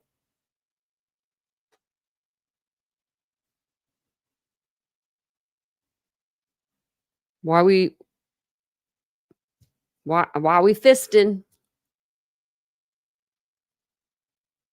If you notice here, right? I mean, you can't really tell. We'll have to look at a better picture of his hand. But his hands don't appear to be purple. I mean, right now they're red because he's freaking flexing his fist as hard as he can. His knuckles are so damn white. Look at that. I don't think I could do that. No. And I have veiny arms. That's craziness. That looks scary. Like, look at that. Look at that. Thought it was a piece of bacon. I was about to say, it looks like a piece of meat. It does. It looks like someone that got their little fingers taken off. That makes me feel bad. But that, I've never seen knuckles that white. Hyperthyroidism. Oh, yeah, that does. I ripped out a chunk of my hair, but that's just because I ripped out the extension bead. Didn't even know I did it until like I was like, what is going on with this? But it was a while back. So he's more pictures. See his hand right there? It does look like it's a little red, but it doesn't look nearly like it did, in other pictures. Oh my gosh. Maybe he's looking for the gray. I think this picture he might have didn't mean to take. He didn't mean to take that one. This one, the lights are off, but he has like the flash on the camera. So he's standing in his bathroom in the dark, taking a picture of himself with the flash on.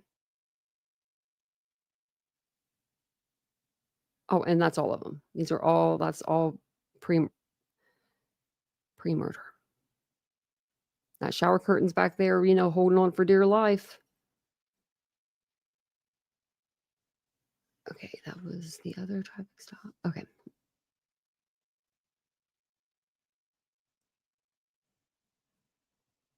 Okay, so tomorrow what we'll do is we will go over the other two traffic stops. They're only one's like 9 minutes, one's like 3 minutes. We'll go over the interview that he did. We'll do the what was I going to say?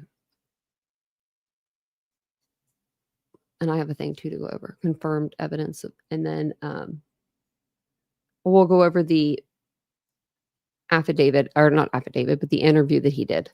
Actually, let's watch these now. Like, let's watch get these out of the way. You know what I mean? Like, we'll have these ones that all the videos done.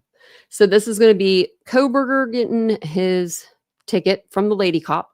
When she goes back to her car and she runs the stuff through, I'm just going to fast forward through that like we did with the other officer, because she doesn't say anything about Bryan, and there's nothing, just her putting the information, into the system. But this is when he is pulled over at WSU. I have it. Oh, playback normal. It just seems. Hello, I am Officer Loangus. Stops being audio and video recorded. I think you know why I stopped you. You ran the red light. What actually happened was So he was speeding the first time, and then he didn't have his ticket, so he just got him for the ticket. And this lady now is pulling him over for running a red light. Or not stopping in the middle of the intersection. Hello, I am Officer stopping Loangus. in the middle of the Stops being intersection. audio and video recorded. I think you know why I stopped you. You ran the red light. What actually happened was I was stuck in the middle of the intersection. Yeah, so I was behind you the whole time. Yeah. Yeah. So technically, you're not supposed to enter the So both cops, he's given excuses to them, both cops. intersection at all for that reason, because if the light turns red, then you're stuck in the intersection, and then you run the red light. So that's the reason I stopped you. Do you have your license on you? Yep.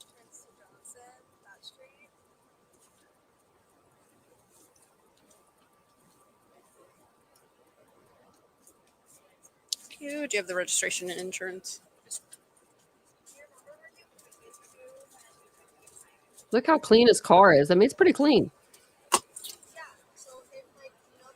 me just get this for you out. You what? I'm just gonna get this out for you. Okay. Like, you don't find no dust up on his dash. No sirree. So would you explain that to me a little bit further? So in Pennsylvania, when you're stuck in the intersection, you have to make the left. So No, you don't. You're not supposed to do that. Just like you're not supposed to in Washington. The law is the same, Kohberger. What would the appropriate thing for me to have done been? Not- Just You're back up in not that supposed to situation? block an intersection like that in Washington. So just by you blocking the intersection, that's technically a ticketable violation. And then then you're running a red light. So it's another ticketable offense. So you're not supposed to proceed into the intersection until you can go. Because a lot of people do what you just did, right? Is like you're sitting in the intersection waiting and then turns and then you're blocking. So yeah, there was a little bit of confusion with speeding because someone had stopped. I wasn't sure what they were doing, and then they put on their light to turn. Mhm. So I thought that maybe they were letting me go through. oh, Did you see that? no. Mm-mm. I feel like right before I made the turn, there was someone who made a right. They didn't have their their signal on, so I wasn't sure if they were just waiting. Mm-hmm. Yeah, so I would just advise just don't enter the intersection until He just said they didn't have their turn signal on, like she was going to give two shits. you can go, so you don't get stuck. She's not there to pull him over. Let's see. But in that situation, the best thing to do then would be back up. And not. I don't know if there's a best thing to do in that situation because you're either going to back up into somebody Yeah. or you're going to run around. You can do that. Like but what he did was he tried to do the old sneak snake. He was behind a car and then he rolled out. So when the light turned red, if you're out in the middle of the intersection doing that left, you're allowed to turn. But what he did was he tried to sneak and get in there too and turn. Yeah, that's what he was trying to do. He was the second car back, but he rolled. Yeah, he was just trying to, make it to class. That's what I would said. I was just trying to make it to class. I'm real sorry. I'm new. Light. So, or you're going to be sitting in an intersection. There's not really a great option there. Yeah, I was just slightly into the crosswalk, so.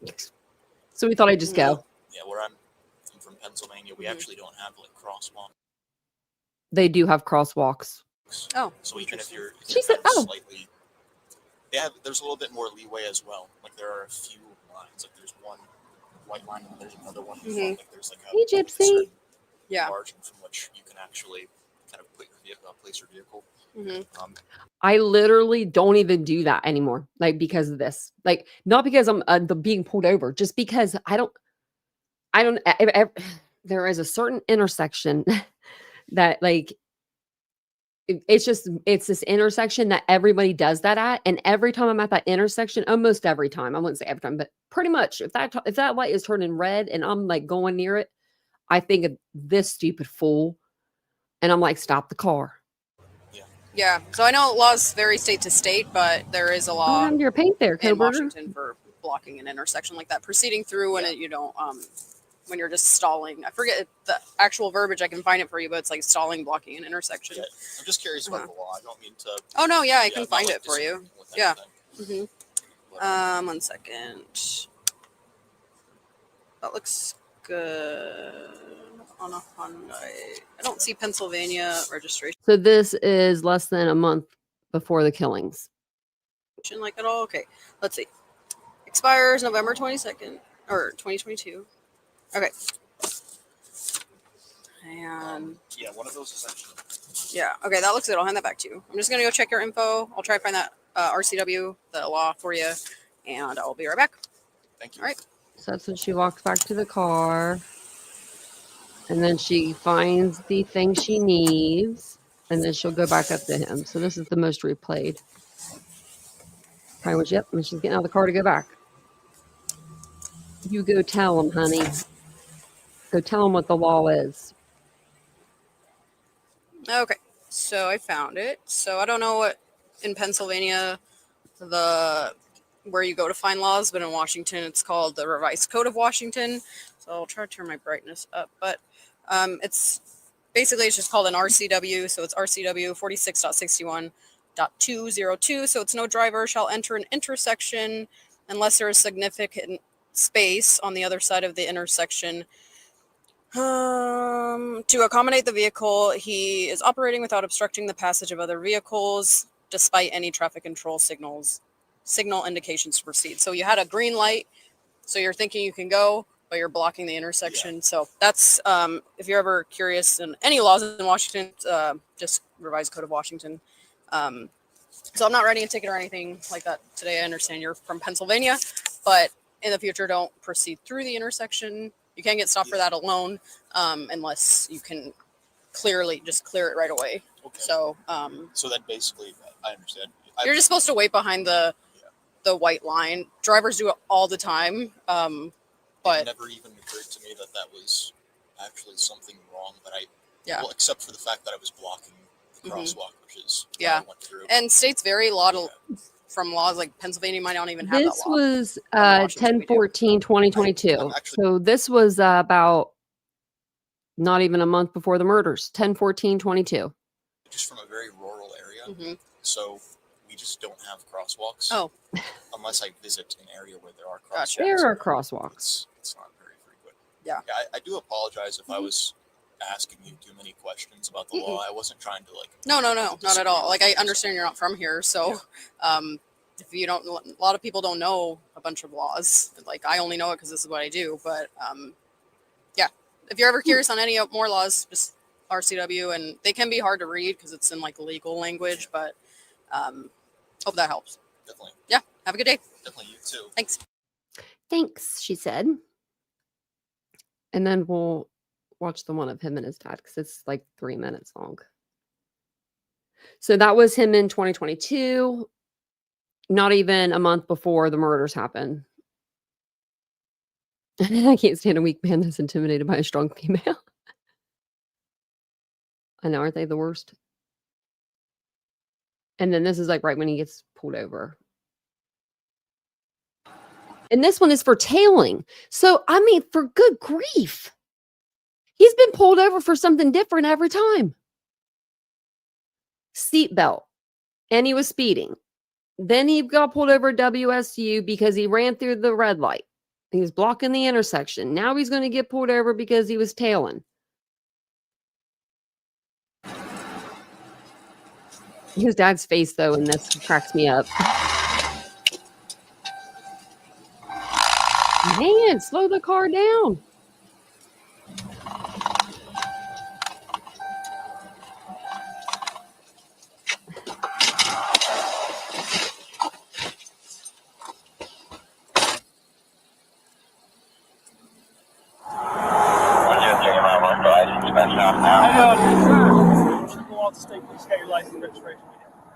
I stopped you when you were driving by me there. You're a little too close to back that semi. One car continue in the back of this trailer.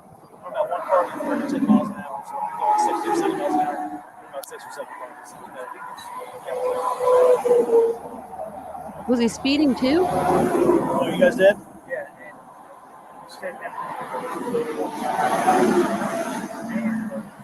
So.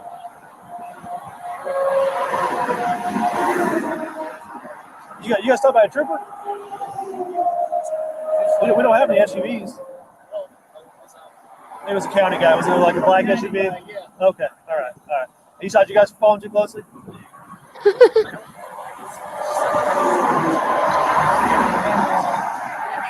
Is this the second stop? Maybe it is. Okay. Oh, okay. Today? Well, I'm not going to give you guys another ticket or warning if you just got stopped. Just make sure you give yourself plenty of room, okay? So like I said, it's all about how fast you're going, okay? So if you're going 10 miles an hour, you only need one car. Or if you're going, so the speed limit here is 7. If you're going 70 miles an hour, you need 7 cars. Yeah. That's the easy way to explain that. Yeah. It's really it's in the B&B man, it says 2 seconds. All right. You guys have a safe trip. Where y'all heading? Thank you so much for where y'all heading to?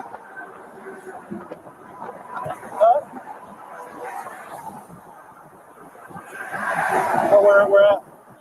Yeah, it's a long haul. You guys scared of airplanes?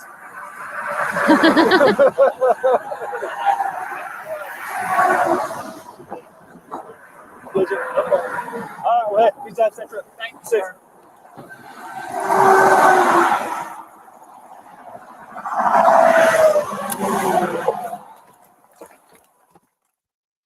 Okay. I think there's just like a different like form of it. Oh, well, there I am. Yeah, most criminals try to not get pulled over. They were being pulled over, he was getting pulled over every day. It seemed like.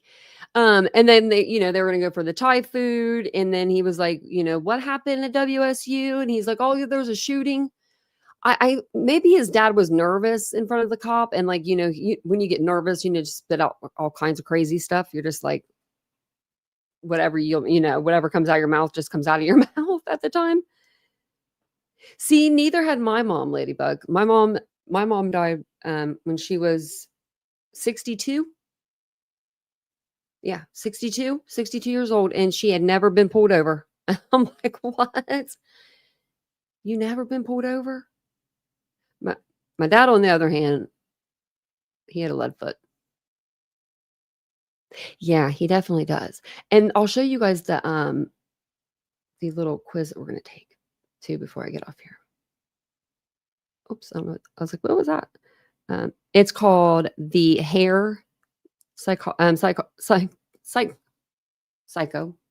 Checklist original.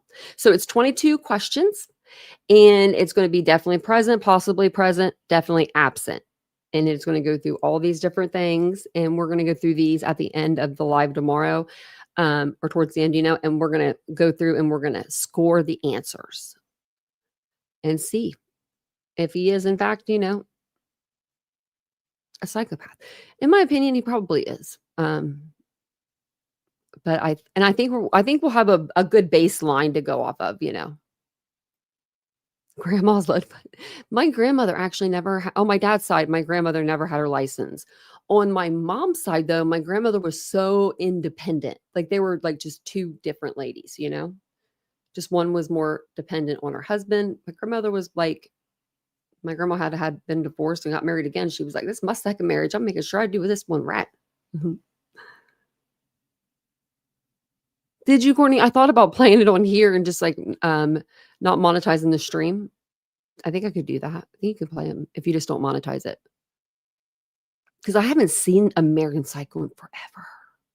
Like, I forget about it. Like, I forget what I remember parts of it, but I don't know. Like, it's probably been 20 years or something. Probably since the movie came out was the last time I watched it.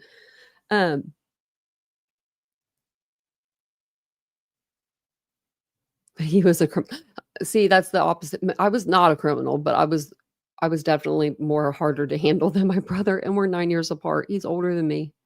I feel like I was harder to handle. Like, my brother came home one time with his nose pierced or something. Or no, it was his ear. His ear was pierced. This is back in the 90s. And my mom was like, please take that out. And he took it out. He didn't complain. He didn't cry. He didn't like scream. He's like, okay, Mom. She didn't like it. Yeah. And then there would have been me like, yeah, right. I'm not taking these out of my ears. You could pull them out. And she'd been like, I will. No, I'm just kidding. It's like, it's a psychological thriller, I would say.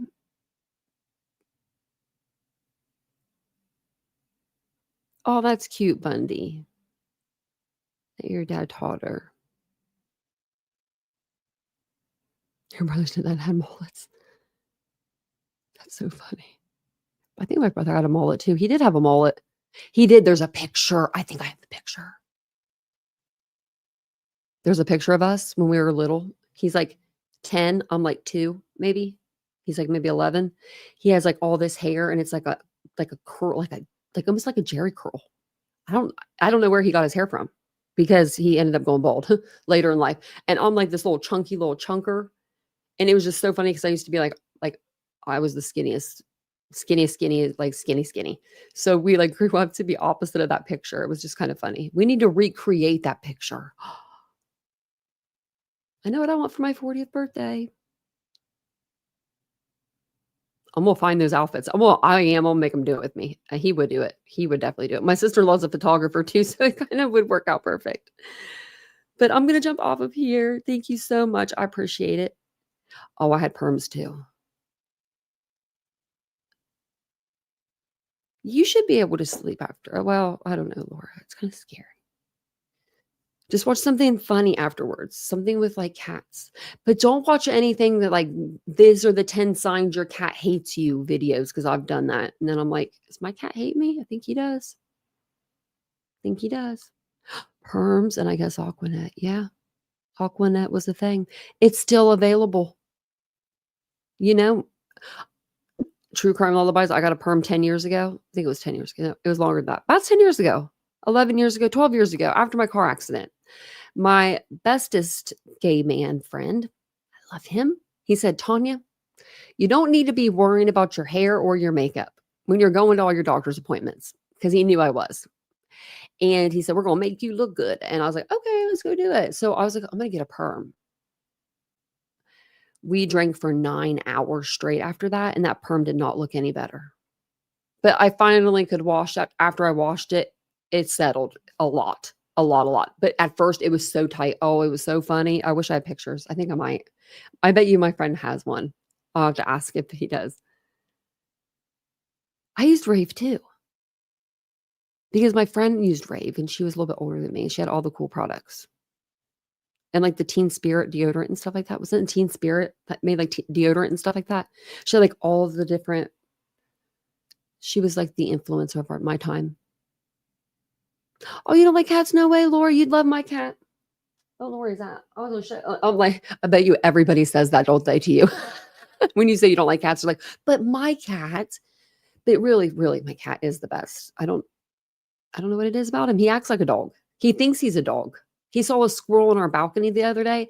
It was the cutest thing I've ever seen in my life, ever in my whole life. He was just looking at the back door, and he was just like looking at the squirrel. And I'm like, do you see something? Like, and so I like walk over, and I'm like, oh my God, it's a squirrel. I don't know how it got up there. I guess shimmied its way up. Hey, Reba. The cutest curls. Oh, yeah, plus I don't see the doodle. I was just saying hi, Doodlebug. Are you in here, Doodle? I bet Doodlebug's in here just listening. I don't love all critters. I like cats and dogs. And we had a bubble in the episode. I believe that. You could put a little, like one of those little bows that you can just stick right in. That'd be cute. Well, I hope you guys all have a great night. I will be on TikTok tomorrow around 12 o'clock, between 11 and 1. I'm going to go over there and do my live. I've been doing lives over there, just like basically just getting ready, like just putting some skincare on. Because, you know, I usually get up super early with the dogs or whatever and put something on fast and easy, and then, you know, do something later on. And that's what I usually do. So we usually just hang out and talk over there. So if that's something that you're into, I'm over there as well. So I will see you guys all tomorrow here, but if not, I'll see you over there as well. So have a wonderful Tuesday tomorrow, and I'll see you guys all later. Bye.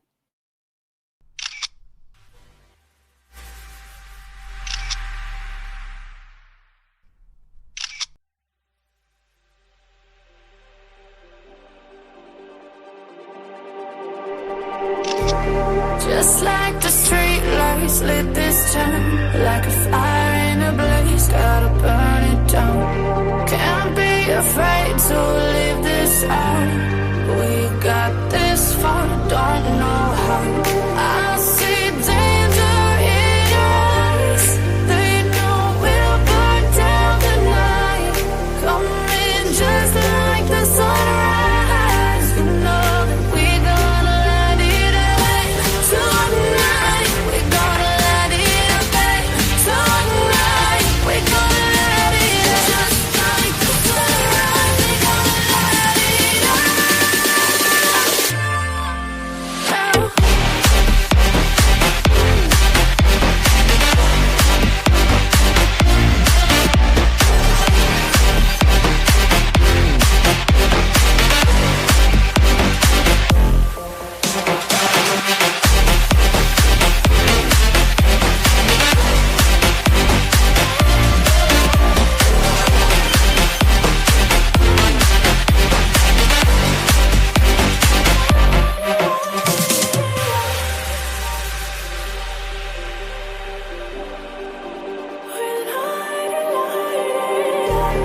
Just like a spark that's breaking out.